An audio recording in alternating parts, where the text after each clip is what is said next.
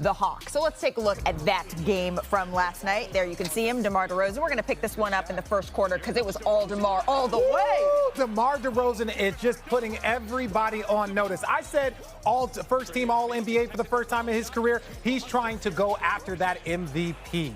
If you watch him, he is taking his time. Shanae has talked about it. Is he the master of the mid-range? Is this a man that has perfected his mid-range? Yes, he is. Let's go to the fourth quarter because it was a close game, but DeMar DeRozan, he would seal it for Chicago. Take a look at this. Gets to his spot, hits it. And you just can't stop that. He works you down. Even if you give him space, he eats it up, gets to his spots, and he still has that ability to elevate. Just elevate. This isn't a game to him. This is his actual life. The fact that you have those two guys trying to guard him for the game winner, that was your problem. That was your first mistake. Well, the Bulls win 112-108. Here are them after the game.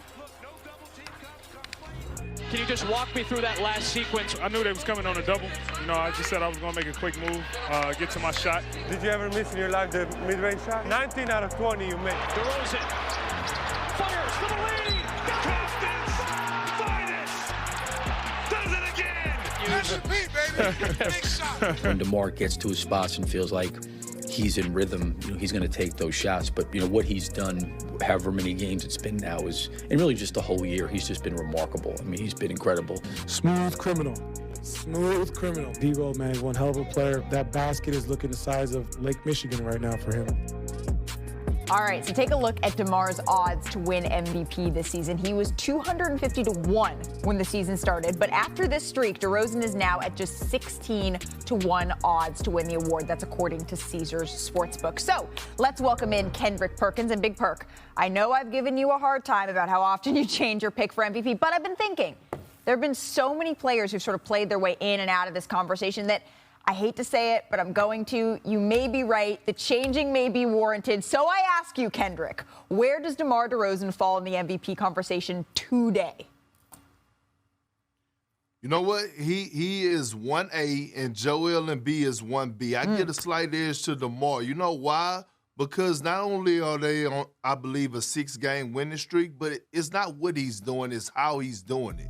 And he's doing it without he's doing it without Lonzo Ball. He's doing it without Alex Caruso. That last night was Zach LaVine first game back. And you know what else? He's making analytics and making those guys look crazy because all these people that wanted to talk about three-point shooting, he's doing it from the mid-range. And he's doing it so efficient that he reminds me of a certain guy that played in the United Center that done it from the mid-range but done it done it with great efficiency. And that's Michael Jordan. So when you look at his numbers, right, you talk about, 36, 37, 38, 40, 37, 36, 37, game winner. Like, you can't knock it with all W's.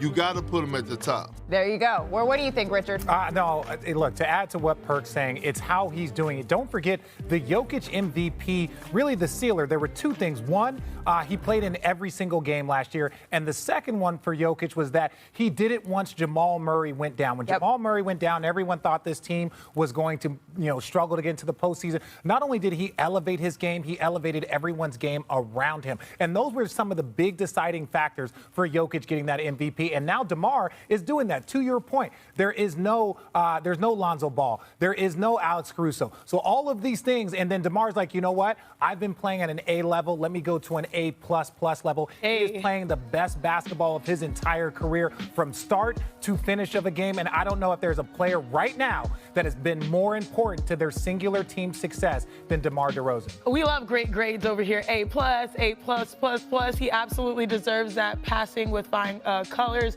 When I think of DeMar DeRozan, I just love, it's not what he does, as Perk says, it's how he's doing it, how he's been a professional throughout all the transitions and the stops of his career, and how he's just made his game better by doing what his strengths are, and that's the mid-range. He hasn't fallen in love with the three-point shot, even though he'll knock it down when necessary. But my goodness, the pace he plays with, the tempo, you're not going to speed up the game for him. He's found control of that. And the last time we've seen such a streak, you're right, Kendrick Perkins, it's since Michael Jordan, 35 points plus on a streak, since Michael Jordan in 1986. So this is a special time.